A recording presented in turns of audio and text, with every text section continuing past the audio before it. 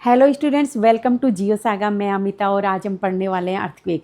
देखो, recent days में Venezuela में आया अर्थक्वेक, जो कि इस सदी का सबसे बड़ा अर्थक्वेक था, और वो भी डबलेट। डबलेट क्या होता है कि जब अर्थक्वेक आता है तो 1 बाय 1 उसमें डबल बार वो क्या होता है, अर्थक्वेक आता है। कि पहली बार जो अर्थक्वेक का जो झटका होता है उससे दूसरा वाला अर्थक्वेक उससे भी ज़्यादा तीव्रता का हो, तो वो होता है अर्थक्वेक डबलेट।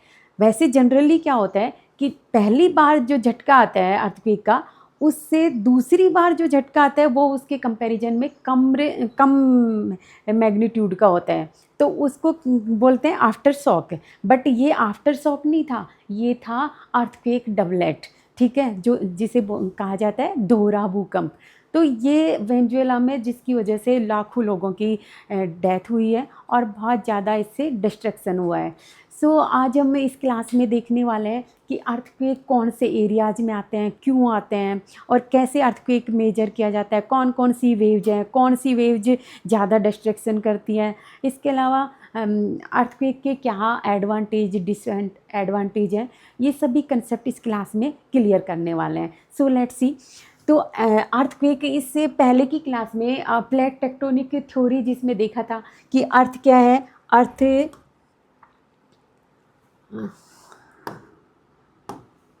कि मान लो ये अर्थ की क्या है, अपर लेयर है, और अपर लेयर जिसको क्या कहा गया, लिथोस्फीयर।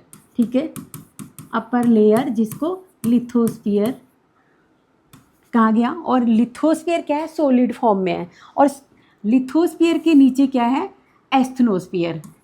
लिथोस्फीयर के नीचे एस्थनोस्फीयर है, और एस्थनोस्फीयर क्या है, जो इसकी सेमी लिक्विड फॉर्म में है। एस्थनोस्फीयर है वो कैसी है, सेमी लिक्विड फॉर्म में है।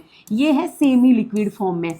और जो ये लिथोस्फीयर है ये कैसी है, सॉलिड फॉर्म में। ठीक है, अब इस लिथोस्फीयर इसके एस्थनोस्फीयर के ऊपर क्या कर रही है, फ्लोटिंग कर रही है। ठीक है, अब फ्लोटिंग कर रही है तो इसमें क्या होता है कि ये क्रस्ट जो लिथोस्फीयर वाली लेयर है ये क्या है, बैलेंस बना के रखे। अगर इस बैलेंस में कुछ भी डिस्टर्ब होता है तो इसमें क्या होता है कि सेकिंग होने लगती है, और सेकिंग होने की वजह से बिल्डिंग क्या करने लगती है, कोलैप्स करने लगती है, और उसकी वजह से ये क्या होता है, अर्थक्वेक आता है। तो आप उससे पहले ये देख ही लिया था कि एस्थनोस्फीयर में क्या होती है कि यहाँ कन्वेंशनल करंट्स हैं। कन्वेंशनल करंट राइज होती रहती है, फॉलिंग होती रहती है, राइज होती है, फॉलिंग होती है, और उसकी वजह से क्या होता है कि उनमें टेंशन क्रिएट होता है। टेंशन क्रिएट होता है तो फॉल्ट होता है। तो जहाँ पर भी फॉल्ट की कंडीशन बनती है उस एरियाज में क्या होता है कि अर्थ में क्या होने लगती है, सेकिंग होने लगती है, और इस सेकिंग की वजह से ही क्या होता है कि अर्थ पर अर्थक्वेक फील किया जाता है। क्लियर। तो इसको समझने से पहले आप ये तो देख ही लिए कि लिथोस्फीयर लेयर है जो कि प्लेट्स में डिवाइड है, और ये प्लेट्स क्या है, सॉलिड फॉर्म में तो हैं ही, और ये प्लेट्स एस्थनोस्फीयर लिक्विड फॉर्म या एस्थनोस्फीयर के ऊपर फ्लोटिंग करने की वजह से वो क्या करती है, मूवमेंट करती रहती हैं, और मूवमेंट करने की वजह से उनमें जो डाइवर्जेंट बाउंड्री और कन्वर्जेंट बाउंड्री और ट्रांसफॉर्म बाउंड्री, ये अपन ने प्लेट टेक्टोनिक थ्योरी में भी डिटेल से इस कंसेप्ट को समझ लिया था कि जब प्लेट्स क्या करती हैं, कन्वर्जेंट करती हैं। तो अगर ओशियनिक प्लेट होती है वो क्या करती है कि इससे कॉन्टिनेंटल प्लेट के नीचे सबडक्ट होती है। सबडक्ट होगी तो फॉल्ट भी क्रिएट होगा। उसके अलावा उस एरिया में क्या होंगे, अर्थक्वेक तो आएंगे ही, अर्थक्वेक भी आएंगे और वोल्केनोज भी आएंगे। वोल्केनोज भी क्यों आएंगे कि सबडक्ट होगी तो नीचे मैग्मा चैम्बर में जाकर वो मेल्ट होगी, और उसकी वजह से अर्थक्वेक के साथ साथ में वोल्केनोज इरेप्शन भी देखने को मिलेगा। तो जब प्लेटें या तो कन्वर्जेंट होगी, ज़्यादातर कन्वर्जेंट बाउंड्री में ही अर्थक्वेक, हाई अर्थक्वेक ये मैग्नीट्यूड ज़्यादा फील किया जाता है। इसके अलावा डाइवर्जेंट बाउंड्री में भी क्या होता है कि जब प्लेट एक दूसरे के अपोजिट साइड में मूवमेंट करती है, तो अपोजिट साइड में मूवमेंट करने की वजह से उनमें क्या होता है कि नीचे का मैग्मा ऊपर की ओर इरप्ट होने लगता है। तो उससे भी प्लेटों में क्या होता है कि डिस्ट्रैक्ट होने की वजह से अर्थ में सेकिंग होता है, और सेकिंग की वजह से अर्थक्वेक आता है। तीसरा, जब ट्रांसफॉर्म बाउंड्री की एक प्लेट दूसरी प्लेट के में क्या होता है, ये फ्रिक्शन होता है, और फ्रिक्शन की वजह से कि प्लेटें क्या करती हैं, एक दूसरे से सटकर अप, ये या तो अपवर्ड डाउनवर्ड इनमें मूवमेंट होता है, तो उसकी वजह से भी वहाँ पर ऐसी सिचुएशन में अर्थक्वेक ही देखने को मिलता है, या फॉल्ट होगा, और फॉल्ट होगा तो वहाँ पर अर्थक्वेक होगा। तो ज़्यादातर जो हैवी अर्थक्वेक, हैवी मैग्नीट्यूड वाले अर्थक्वेक होते हैं वो इस फ्रिक्शन के इस रीजन की वजह से ही देखने को मिलते हैं। तो ऐसे कौन कौन से एरियाज हैं वो भी देखेंगे। तो आप इतना आई होप कि समझ गए होंगे कि अर्थक्वेक क्यों आ रहा है, कि एक तो किसकी वजह से आएगा, कि जब अर्थ के नीचे ये जो प्लेट्स हैं, प्लेट्स के नीचे एस्थनोस्फीयर है, और एस्थनोस्फीयर इसमें कन्वेंशनल करंट की वजह से प्लेट्स में क्या होता है, मूवमेंट होता है, और ये मूवमेंट 3 टाइप का होता है, कन्वर्जेंट, डाइवर्जेंट और ट्रांसफॉर्म। उसकी वजह से क्या होता है कि इस एरिया में अर्थक्वेक देखने को मिलती हैं, और जो उसकी वजह से ये मूवमेंट होता है, वहाँ पर क्या होता है कि बिल्डिंगें क्या करती हैं, कोलैप्स करने लगती हैं, और ये ही क्या होता है, अर्थक्वेक होता है, जिससे कि बहुत ज़्यादा डिस्ट्रक्शन भी देखने को मिलता है, जैसे हाल ही के दिनों में वेनेजुएला में देखने को मिला था। क्लियर। तो अर्थक्वेक है, अर्थक्वेक अब इसके जो रीजन है वो कौन कौन से हैं, तो कौन कौन से ऐसे रीजन हो सकते हैं जिसकी वजह से ये अर्थक्वेक आएगा। एक तो नेचुरल भी हो सकते हैं, और मैन मेड भी। अब नेचुरल फैक्टर कौन कौन से हैं, नेचुरल फैक्टर में एक तो वॉल्केनिज्म होगा, कि अभी मैंने बताया आपको कि जब 2 प्लेटें आपस में क्या कर रही हैं, ये कन्वर्जेंट करेंगी तो ओशियनिक प्लेट है वो नीचे सबडक्ट होगी तो वहाँ पर वोल्केनो इरप्शन होगा, तो उन एरियाज में तो अर्थक्वेक आएगा ही। और उसकी वजह से क्या होगा कि प्लेट से सबडक्ट करेंगी, और ये प्लेट ऊपर की और फोल्ड होगी, तो फोल्ड या सबडक्ट की वजह से वहाँ पर भी क्या होगा, फ्रंट बनेगा, और फॉल्ट होगा तो वहाँ पर अर्थक्वेक आएगा। क्लियर। इसके अलावा जो कि हॉटस्पॉट वाले एरिया होते हैं, हॉटस्पॉट वाले एरियाज में भी क्या होता है कि वहाँ का जो थिक मैग्मा होता है वो एकदम से ज़्यादा वॉयलेंट के साथ में वो मैग्मा बाहर निकलता है, तो आसपास वाले एरिया में वहाँ पर भी क्या होता है कि अर्थक्वेक के झटके महसूस किए जाते हैं। तो जहाँ जहाँ वोल्केनिक इरप्शन होता है, वोल्केनिक ये जो वॉयलेंट होता है, तो वहाँ उस एरिया में अर्थक्वेक देखने को मिलते हैं। ठीक है, तो उसकी वजह से अर्थक्वेक आएंगे ही। नेक्स्ट जो फैक्टर है वो है प्लेट टेक्टोनिक। तो प्लेट टेक्टोनिक फैक्टर वो अच्छे से अभी मैंने आपको बताया कि लिथोस्फीयर क्या है, कि अलग अलग ये मेजर प्लेट्स में डिवाइड है, और वो प्लेट्स क्या कर रही है, एस्थनोस्फीयर लेयर पर क्या कर रही हैं, फ्लोटिंग कर रही हैं, और उसी फ्लोटिंग की वजह से उनमें मूवमेंट होता रहता है, और जिसमें कन्वर्जेंट, डाइवर्जेंट और ट्रांसफॉर्म बाउंड्री बनती है। और ये जब मूवमेंट की वजह से इनमें क्या होता है कि ये अर्थ में क्या होता है, सेकिंग होती है, सेकिंग होने की वजह से यहाँ उन एरियाज में भी अर्थक्वेक देखने को मिलता है। इसके अलावा फोल्डिंग, जहाँ पर भी अगर फोल्डिंग होता है तो उन एरियाज में भी क्या होगा, अर्थक्वेक देखने को मिलेगा। लैंडस्लाइडिंग भी अर्थक्वेक का एक फैक्टर बन जाता है, क्योंकि अर्थक्वेक की वजह से भी लैंडस्लाइडिंग हो सकती है, और लैंडस्लाइडिंग की वजह से भी कुछ अर्थक्वेक के झटके महसूस किए जा सकते हैं, जो कि 2013 में जो यूके में आया, उत्तराखंड में आया, जो भारी बारिश के कारण वहाँ पर लैंडस्लाइडिंग हुई, और उसकी वजह से कुछ हल्के अर्थक्वेक के भी झटके वहाँ पर महसूस किए गए थे। क्लियर। तो ये है नेचुरल फैक्टर। देन इसके बाद है मैन मेड फैक्टर में क्या होंगे, एक तो न्यूक्लियर जब टेस्ट करते हैं तो उसकी वजह से भी कुछ अर्थक्वेक के ये झटके महसूस किए जाते हैं। देन डैम, ये रिजर्व वाटर वगैरह, ये इस टाइप से बनाने की वजह से अर्थ पर क्या होता है, प्रेशर क्रिएट होता है, और प्रेशर क्रिएट होता है तो उस एरिया में भी ऐसे अर्थक्वेक देखने को मिलता है। जैसे कि फॉर एग्जांपल महाराष्ट्र में 1960 में कोयना में, ठीक है, कोयना में जो अर्थक्वेक आया था वो कोयना डैम की वजह से ही आया था, मतलब महाराष्ट्र में 1960 में। तो डैम की वजह से भी अर्थक्वेक देखने को मिलते हैं। चाइना में भी जो डैम बनाया है, कौन सा, 3 जॉर्ज डैम, जो कि इतना बड़ा डैम है कि उसने तो अर्थ का जो रोटेशन है उसको भी कुछ मिली सेकेंड कम कर दिया है। मतलब डैम का भी बहुत ज़्यादा इफ़ेक्ट होता है इन नेचुरल जो भी बैलेंस है उसको अनबैलेंस क्रिएट करने में। होता क्या है कि अर्थ की जो लिथोस्फीयर लेयर है, ये क्या है, लिथोस्फीयर लेयर ये आइसोस्टैटिक बैलेंस बनाए हुए है, ठीक है। लिथोस्फीयर लेयर है जो आइसोस्टैटिक बैलेंस बनाई हुई है, और जो कि एस्थनोस्फीयर पर आइसोस्टैटिक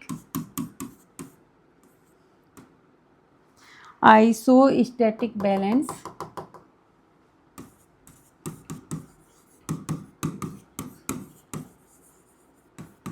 आइसोस्टैटिक बैलेंस बनाए हुए किस पर, लिथोस्फीयर पर। तो लिथोस्फीयर के ऊपर ये बैलेंस है, और जब कुछ भी प्लेट्स क्या करती है, मूवमेंट करती है, मूवमेंट करेंगी तो उससे क्या होगा कि फॉल्ट, ये क्या होता है कि फॉल्ट क्रिएट होता है, ठीक है, फॉल्ट।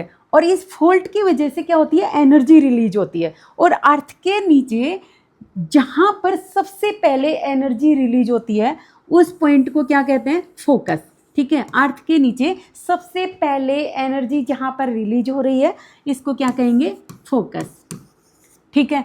और यहाँ से एनर्जी रिलीज होती है, और फिर सभी क्या होती है, सभी डायरेक्शन में एनर्जी क्या होगी, रिलीज होगी। और जो एनर्जी सबसे पहले अर्थ सरफेस पर पहुँचती है, मतलब अर्थ सरफेस पर जिस पॉइंट पर सबसे पहले एनर्जी पहुँचेगी, इस पॉइंट को क्या कहेंगे, एपिसेंटर। इस पॉइंट को क्या कहेंगे, एपिसेंटर, ठीक है। तो अर्थ के जो लिथोस्फीयरिक लेयर में जहाँ पर प्लेटें मूवमेंट करने की वजह से यहाँ लिथोस्फीयर में क्या होता है, फ्रंट ये फॉल्ट ये जो क्रिएट हो जाता है, और फॉल्ट क्रिएट होने की वजह से उसकी वजह से ये एनर्जी रिलीज होती है। और अर्थ के अंदर जहाँ पर सबसे पहले एनर्जी रिलीज होती है उस पॉइंट को फोकस या फिर हाइपोसेंटर कहते हैं। और अर्थ के ऊपर जहाँ पर सबसे पहले एनर्जी पहुँचती है उस पॉइंट को क्या कहेंगे, एपिसेंटर। तो ये वैसे फोकस के 90 डिग्री एंगल पर ही होता है, क्योंकि एनर्जी सबसे पहले इसी पॉइंट पर पहुंचेगी। देखो यहाँ पर एनर्जी पहुंचेगी या फिर यहाँ पर, तो सबसे पहले एनर्जी में जो डिस्टेंस होगा यही है 90 डिग्री एंगल वाला, तो ये ही होगा एपिसेंटर। देखो इस डायग्राम से इसको क्लियर कर लो कि अर्थ के अंदर यहाँ पर ये फॉल्ट क्रिएट हुआ, और फॉल्ट की वजह से यहाँ पर एनर्जी रिलीज हुई, और ये एनर्जी अर्थ के अंदर जहाँ पर रिलीज हो रही है फोकस है, और ये 90 डिग्री एंगल पर जो कि अर्थ सरफेस पर, सबसे पहले अर्थ सरफेस पर यहाँ पर एनर्जी रिलीज हो रही है, इसको क्या, एपिसेंटर। मतलब अर्थक्वेक का सबसे पहले, मतलब जो डिस्ट्रक्शन भी देखने को मिलेगा वो इस एपिसेंटर के आसपास वाले एरिया में सबसे ज़्यादा होगा, क्योंकि सबसे ज़्यादा एनर्जी यहाँ पर ये हिट करेगी, क्लियर। तो इसकी वजह से क्या होता है कि ये वेव्स क्रिएट होती हैं।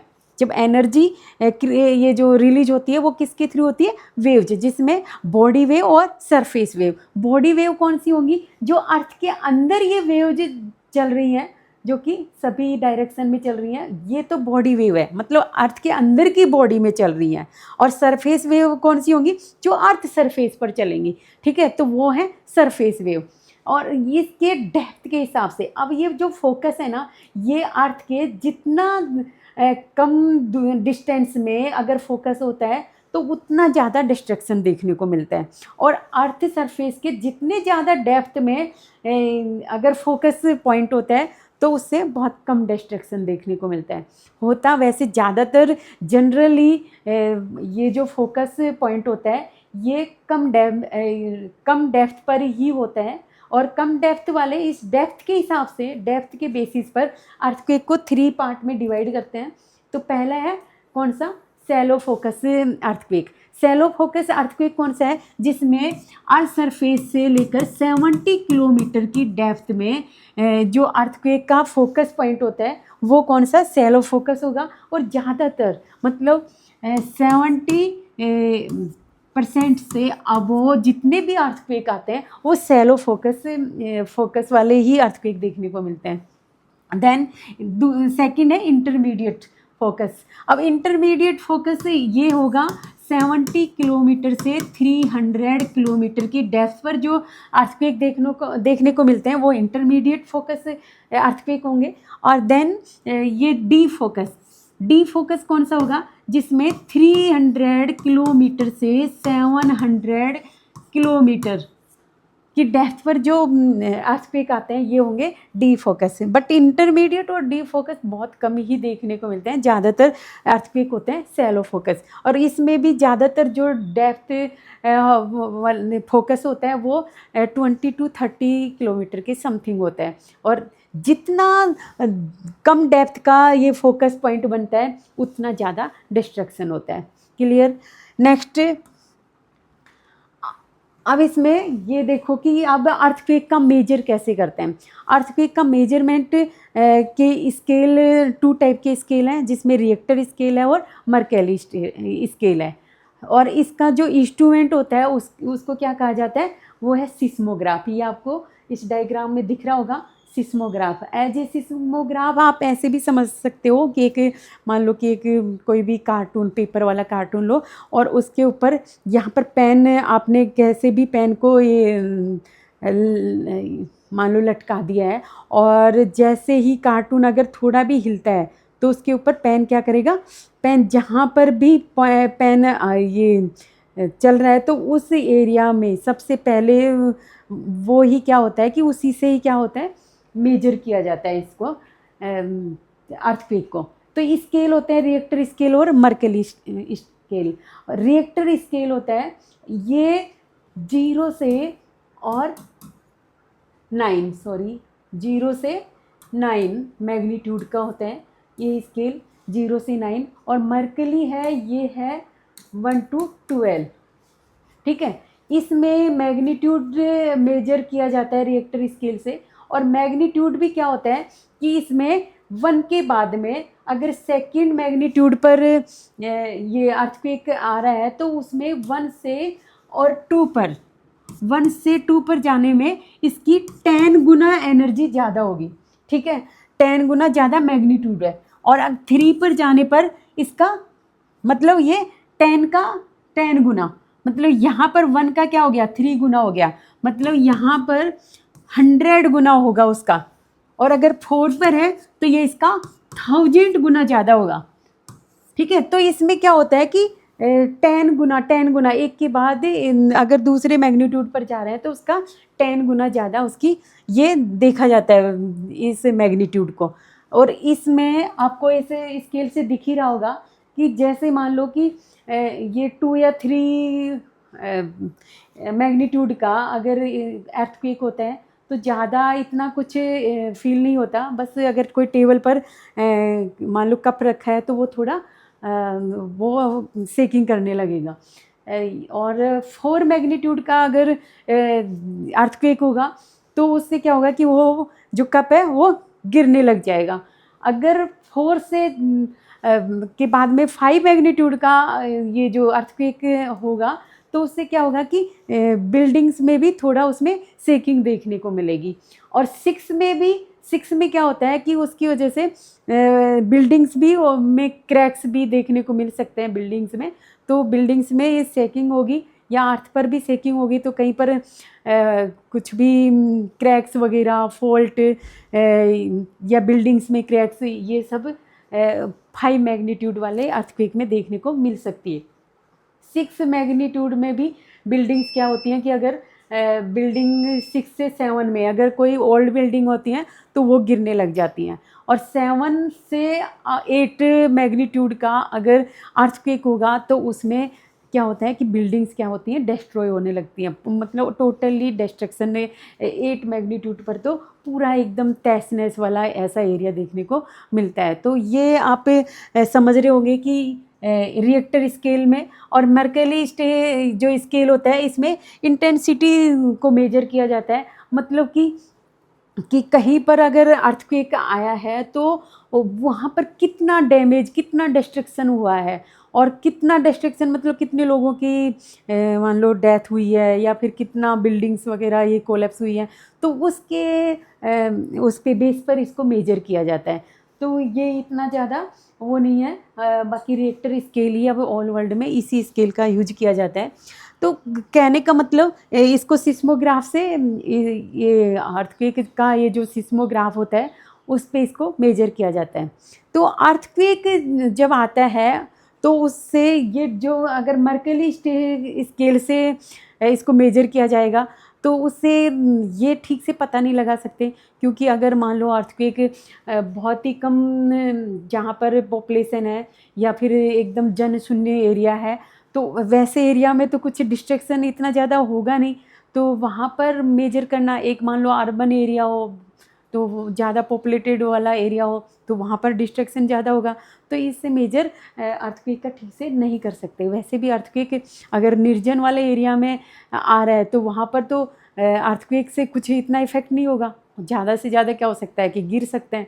अगर मान लो ये अपना थार डेजर्ट वाले एरिया में अर्थक्वेक आ रहा है तो वहाँ पर क्या होगा, ज़्यादा से ज़्यादा क्या होगा, रेत में गिर जाएंगे, ठीक है, ज़्यादा कुछ इतना इफेक्ट नहीं होगा।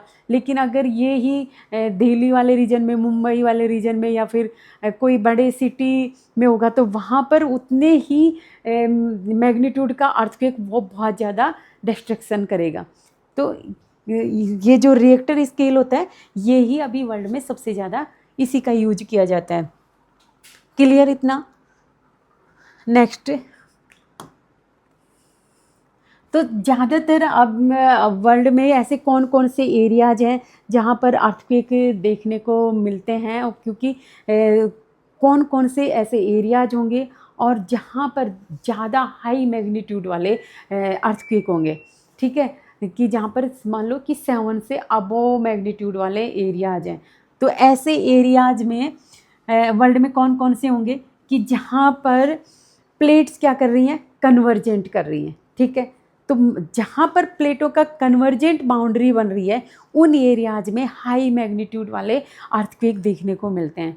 तो ऐसे एरियाज कौन कौन से हैं? एक तो नॉर्थ अमेरिका और साउथ अमेरिका का जो वेस्टर्न पार्ट है, मतलब जो ये पैसिफिक ओशियन वाला एरिया है। तो पैसिफिक जो प्लेट है, पैसिफिक प्लेट क्या कर रही है कि नॉर्थ अमेरिकन और सदर्न अमेरिकन ये प्लेट्स क्या कर रही हैं कि ये वेस्ट साइड में मूवमेंट कर रही हैं, ठीक है। और उधर से यूरेशियन प्लेट और इंडो ऑस्ट्रेलियन प्लेट ये भी क्या हो रहा है, थोड़ा उनका ईस्ट साइड में उनका क्या हो रहा है, मूवमेंट हो रहा है। तो कहने का मतलब दोनों ही साइड की ये प्लेट्स हैं वो पैसिफिक ओशियन के साइड में ही मूवमेंट कर रही हैं, पैसिफिक प्लेट साइड में ही दोनों क्या हो रही है, कन्वर्जेंट हो रही हैं।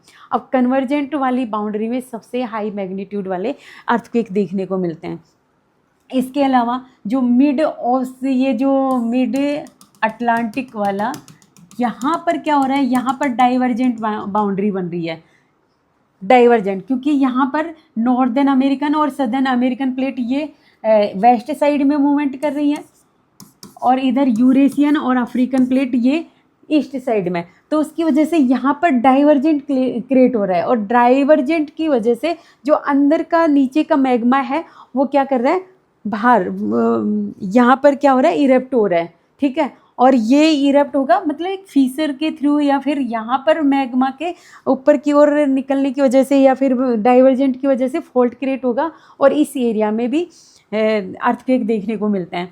देन वैसे सबसे जो हाई ये जो अर्थक्वेक एरियाज हैं उनमें एक तो पैसिफिक ओशियन की बाउंड्री वाला एरिया जिसे रिंग ऑफ फायर कहते हैं, और एक है मिड कॉन्टिनेंटल एरिया। अब ये मिड कॉन्टिनेंटल एरिया की यूरेशियन प्लेट और नीचे, क्योंकि आपको ये मैंने पहले भी की क्लास में बता दिया है कि यहाँ पर क्या था, यहाँ पर टेथिस सी था, और टेथिस सी वाला एरिया इधर यहाँ पर ये प्लेट्स क्या कर रही हैं, कन्वर्जेंट कर रही हैं। तो कन्वर्जेंट की वजह से टेथिस सी तो क्या हो गया, वो तो ख़त्म हो गया, लेकिन इंडियन ऑस्ट्रेलियन प्लेट भी यूरेशियन प्लेट में क्या कर रही है, कन्वर्जेंट कर रही है। इधर अरेबियन प्लेट भी क्या कर रही है, कन्वर्जेंट कर रही है। और यहाँ पर ये अफ्रीकन प्लेट भी यूरेशियन प्लेट से क्या हो रहा है, कन्वर्जेंट होने की वजह से यहाँ इन एरियाज में जो सेकंड जो बेल्ट बनती है अर्थक्वेक वाली वो मिड कॉन्टिनेंटल वाला एरिया है यहाँ पर। और देन थर्ड एरिया होगा ये मिड अटलांटिक ओशियन वाला। यहाँ पर मेन एरियाज हैं जहाँ पर अर्थक्वेक देखने को मिलते हैं। देखो अर्थक्वेक अभी जो रिसेंट डेज में आया, ये साउथ अमेरिका का, यहाँ पर वेनेजुएला कंट्री है, ठीक है। वेनेजुएला यहाँ पर ये जो दिख रहा है ये वेनेजुएला, और वेनेजुएला के इधर यहाँ पर कैरेबियन जो आइलैंड है, तो यहाँ पर क्या है, कैरेबियन, यहाँ पर कैरेबियन क्या है, प्लेट है, जो कि माइनर प्लेट है, कैरेबियन माइनर प्लेट है,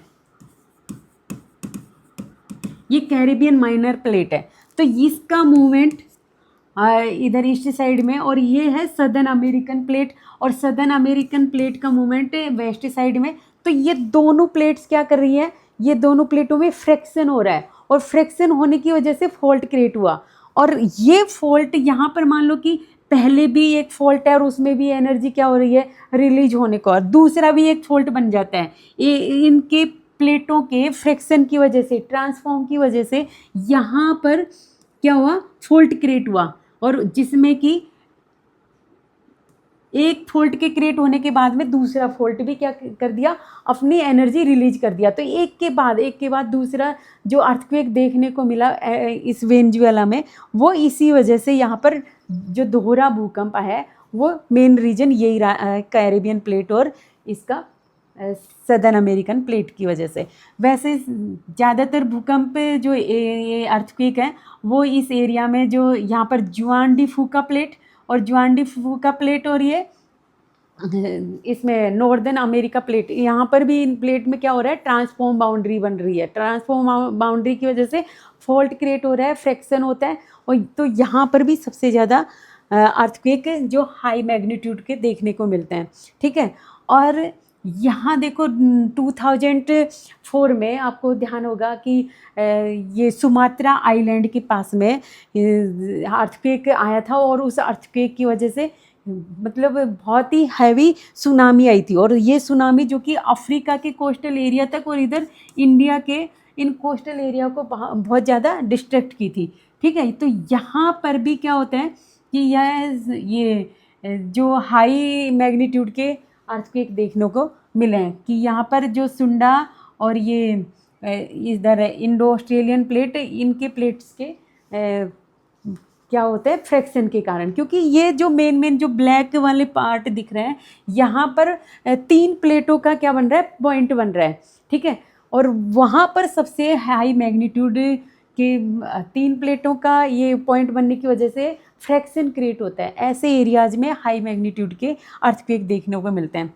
यहाँ भुज में एरिया में गुजरात के ये 2001 में आया जो अर्थक्वेक था। देखो यहाँ पर आपको लगेगा कि इस एरिया में तो कोई प्लेट का डाइवर्जेंट, कन्वर्जेंट या ट्रांसफॉर्म भी नहीं है, लेकिन फिर भी क्योंकि यहाँ पर जैसे ही इंडो ऑस्ट्रेलियन प्लेट इसमें ये यूरेशियन प्लेट से क्या कर रही थी, कन्वर्जेंट हो रही थी, और यहाँ कोलेप्स करने की वजह से यहाँ पर फ्रंट क्रिएट हुआ था, ठीक है, जिसे HFF फ्रंट है, और ये इस एरिया तक है, कहाँ पर, गुजरात तक के एरिया तक, और उसी फ्रंट में यहाँ पर एनर्जी रिलीज होने की वजह से ये आया था गुजरात का, जो कि 2001 में 26 जनवरी को। तो ये भी अर्थक्वेक देखने को मिला था, और हाल ही के दिनों में जापान में भी। तो ये मेन इतने हाई मैग्नीट्यूड वाले अर्थक्वेक थे जिनका मैग्नीट्यूड 75 से अब 8 तक था इनका मैग्नीट्यूड, और जिससे बहुत ज़्यादा कई लाखों लोगों की डेथ हुई थी और बहुत ज़्यादा डिस्ट्रैक्शन देखने को मिला था। तो क्लियर, आई होप कि आप समझ गए होंगे कि अर्थ वर्ल्ड में कौन कौन से ऐसे एरियाज हैं जहाँ पर सबसे ज़्यादा, ये जितने भी रेड और ये जोन दिख रहे हैं आपको, ये सबसे ज़्यादा अर्थक्वेक के एरियाज हैं। नेक्स्ट देखो कि ये पैसिफिक जो प्लेट है, पैसिफिक प्लेट ओनली कैसी है, ओशियनिक प्लेट है, और ये पैसिफिक प्लेट इधर नॉर्थ और सदर्न अमेरिका साइड में भी सबडक्ट हो रही है, और इधर यूरेशियन और इंडो ऑस्ट्रेलियन प्लेट में भी क्या हो रही है, सबडक्ट हो रही है। मतलब ये ईस्ट साइड में मूवमेंट कर रही हैं, और ये प्लेटें वेस्ट साइड में मूवमेंट कर रही हैं। मतलब ये प्लेट, इस प्लेट में सबसे ज़्यादा कन्वर्जेंट बाउंड्री जो बन रही है चारों ओर, तो यहाँ पर वॉल्केनिक एक्टिविटी भी और अर्थक्वेक भी सबसे ज़्यादा देखने को मिलते हैं। और इसी को ही क्या कहा जाता है, रिंग ऑफ फायर। एक रिंग बन रहा है, रिंग टाइप में बन रहा है कि जहाँ पर हमेशा वॉल्केनोज और अर्थक्वेक ऐसे एरियाज में, इन एरियाज में आते ही रहते हैं। क्लियर। नेक्स्ट है कि आप देख रहे हैं कि जो अर्थ के अंदर एनर्जी रिलीज होती है वो किसके के थ्रू, मतलब उसमें क्या होती है कि वेव्स क्रिएट होती हैं। जैसे आप मान लो कि कभी पानी में पत्थर फेंकते हैं, तो जहाँ जहाँ पर पत्थर डिप करता है वहाँ क्या होता है कि एनर्जी क्या होती है, ऐसे वेव्स चलने लग जाती हैं। तो उसी टाइप से ही अर्थक्वेक के अंदर से भी जहाँ पर फोकस पॉइंट होता है, जहाँ से एनर्जी रिलीज होती है, उस एरिया से वेव्स क्या होती है, वेव्स आगे बढ़ती हैं। ठीक है। और ये इन्हीं वेव्स को क्या बोलते हैं, सिस्मिक वेव्स। ठीक है। और इन सिस्मिक वेव्स को 2 टाइप्स में डिवाइड किया गया है, बॉडी वेव और सरफेस वेव। बॉडी वेव कौन सी होगी, जो अर्थ की बॉडी में वो ये वेव्स क्या करेंगी, मूवमेंट करेंगी। और सरफेस वेव है जो सरफेस पर मूवमेंट करती हैं। तो जो बॉडी वेव्स हैं उन्हें भी 2 टाइप में डिवाइड किया गया है, पी वेव और एस वेव। ठीक है। और सरफेस वेव है वो भी कौन सी है, एल वेव और आर वेव। ठीक है। जो एल वेव है उन्हें लव वेव भी कहा जाता है, क्योंकि इन्हें लव नामक एक उन्होंने ये सबसे पहले इनका पता लगाया था। और आर वेव जिन्हें रिले वेव भी कहते हैं। तो बॉडी वेव सबसे पहले ये देखते हैं कि बॉडी वेव में पी वेव है वो क्या है, लॉन्गिट्यूडनल वेव है, जो कि उनमें क्या होता है कि एक्सप्रेशन होता है और इनमें होता है कंप्रेशन। एक्सप्रेशन और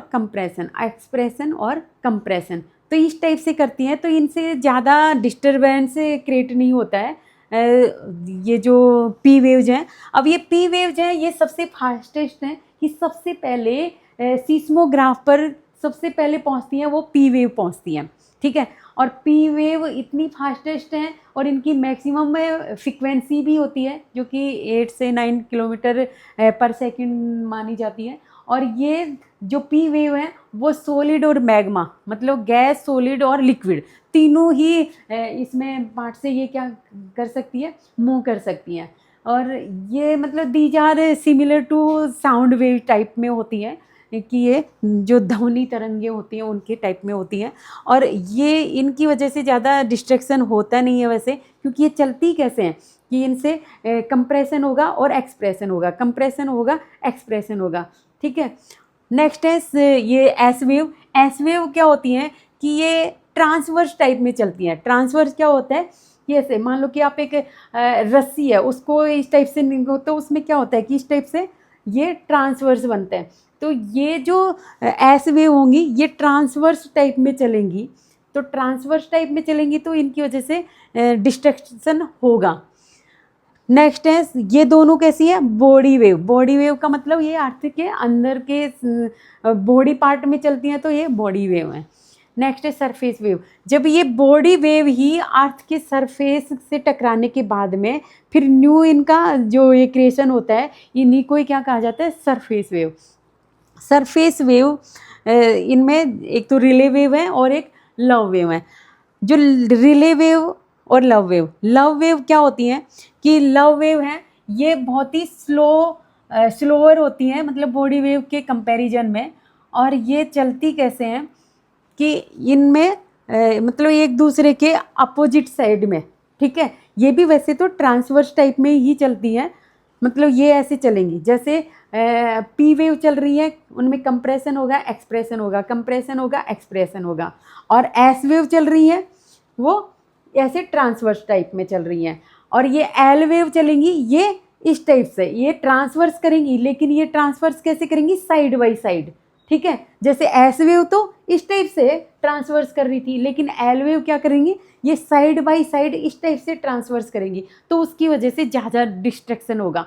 तो ये सरफेस वेव होती हैं, इनसे डिस्ट्रैक्शन ज़्यादा देखने को मिलता है। और जो रिले वेव है ये मतलब एक रोलिंग फॉर्म में चलती हैं, ये इस टाइप से रोलिंग फॉर्म में, मतलब अर्थ सरफेस पर एक रोलिंग फॉर्म है, मतलब टोटली डिस्ट्रॉय करते हुए चलती हैं ये।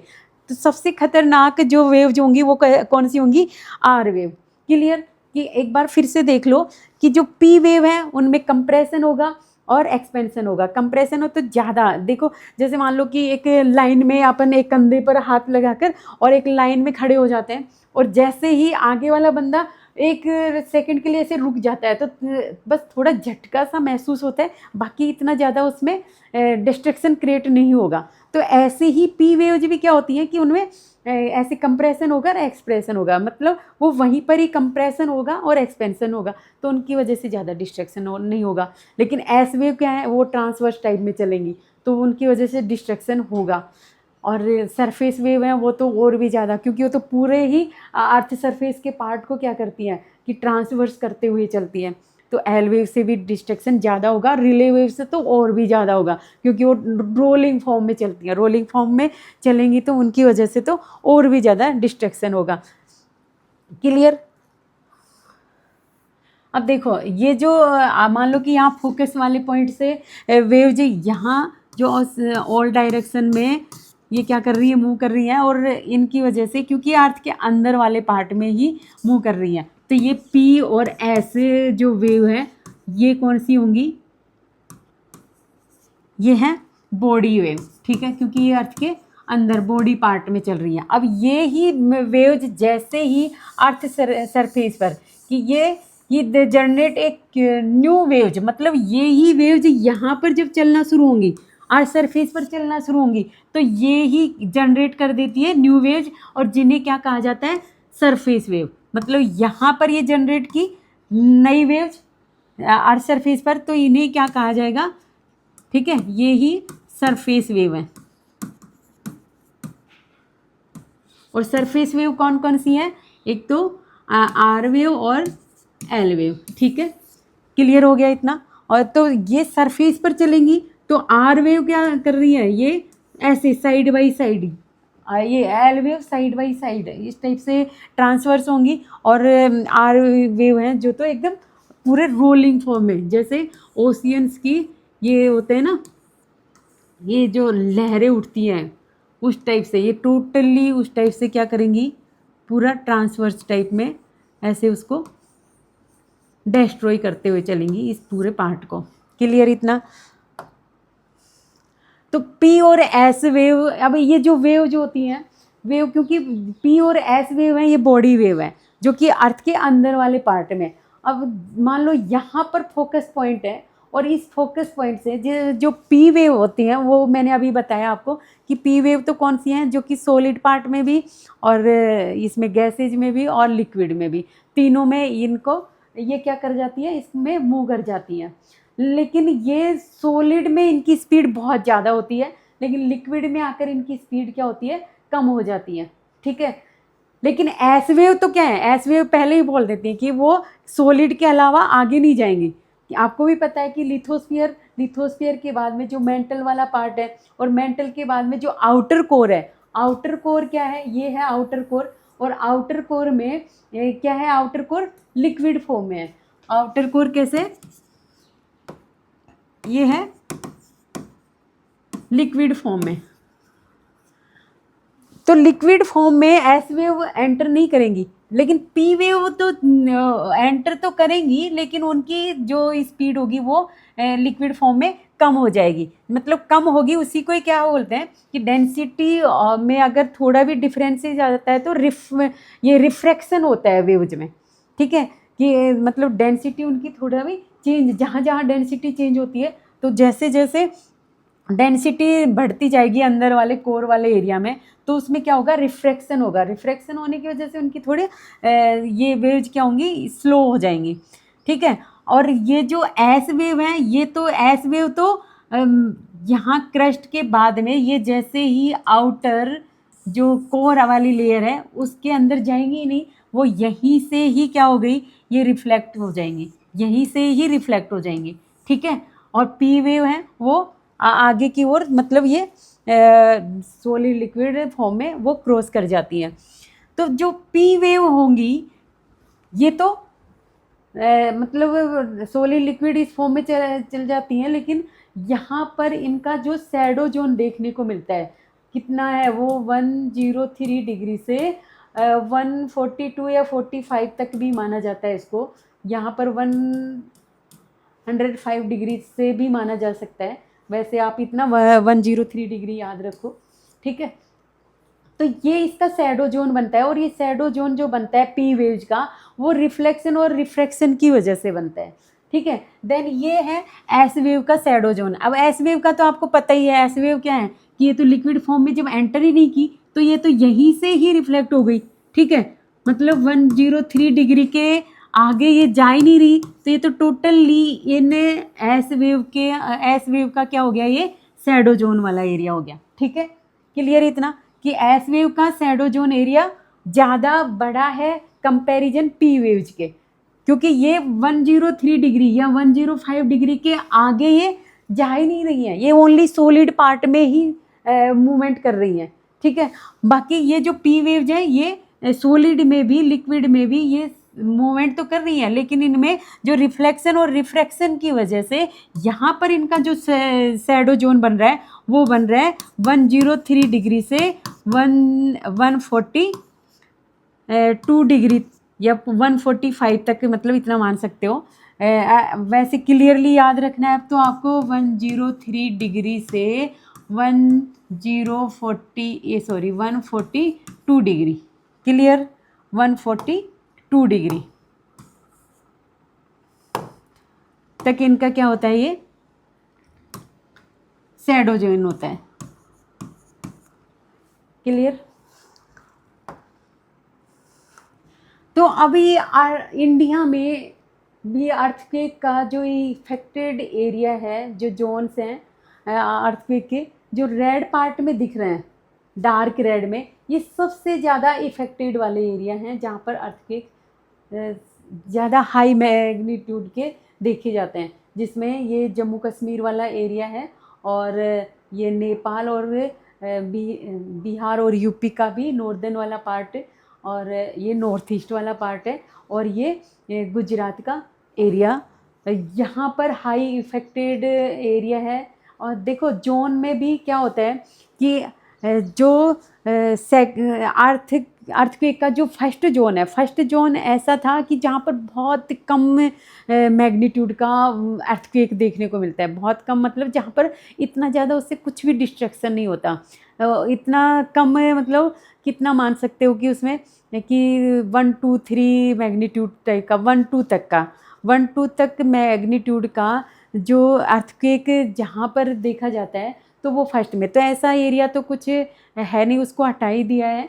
और तो 2 में जहाँ पर लो रिस्क होती है वो 2 जोन रखा गया है, 3 में उससे हाई और 4 में उससे हाई, और सबसे हाई वाला जो मैग्नीट्यूड वाले एरिया हैं वो कौन सा है, 5th जोन, ठीक है। तो 5th जोन कौन सा है, जो कि ये 5th जोन जो कि ये ऑरेंज कलर का, और सबसे हाई जोन होता है वो 6th जोन है, ठीक है। 6th जोन जहाँ पर सबसे ज़्यादा डिस्ट्रक्शन देखने को मिलता है, ये है जम्मू कश्मीर वाला और नॉर्थ ईस्ट वाला, और ये गुजरात वाला पार्ट, जहाँ पर 6 जोन के अंदर रखा गया है इसको। और 5th जोन के अंदर जहाँ पर उससे कम मैग्नीट्यूड के अर्थक्वेक देखने को मिलते हैं, जो ऑरेंज शेप में दिख रहा है, ऑरेंज कलर वाला, ठीक है। ये जो उसी के आसपास वाला एरिया, जो 6th जोन के आसपास वाला एरिया है, वो है 5th जोन।